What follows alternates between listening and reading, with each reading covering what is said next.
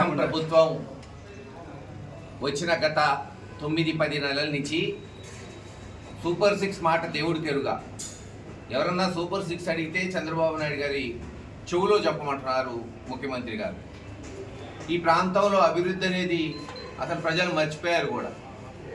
తెచ్చిన గవర్నమెంట్ కాలేజీని మూలపడేశారు.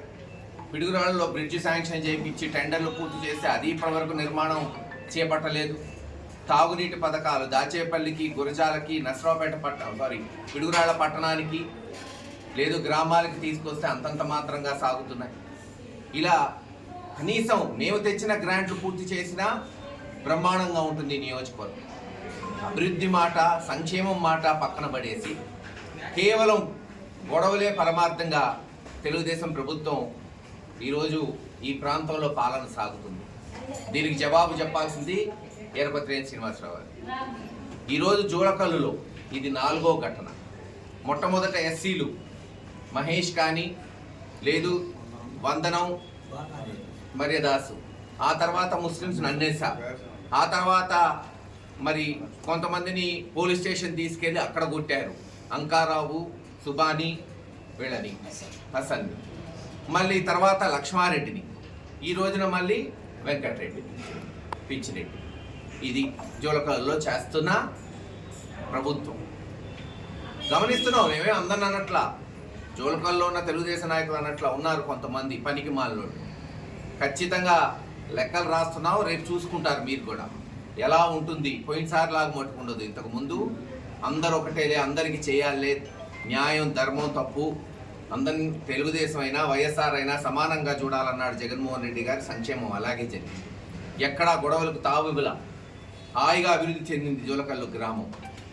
యునానిమస్గా ఎస్సీలకు చెందిన వాళ్ళు సర్పంచులు అయ్యారు. లేదు అనేక పదవులు వచ్చినాయి.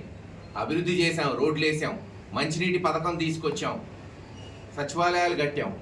చేయండి, మీరు అంత కాకపోతే ఇంకా రెట్టింపు పనులు చేసి చేయండి, ఎవరు కాదనట్లా. కానీ ఇలా ఒక్కొక్కళ్ళని కొడతాం, ఒక్కొక్కళ్ళని చేసి కొడతాం అంటే ఊరుకునే రోజులు పోతాయి.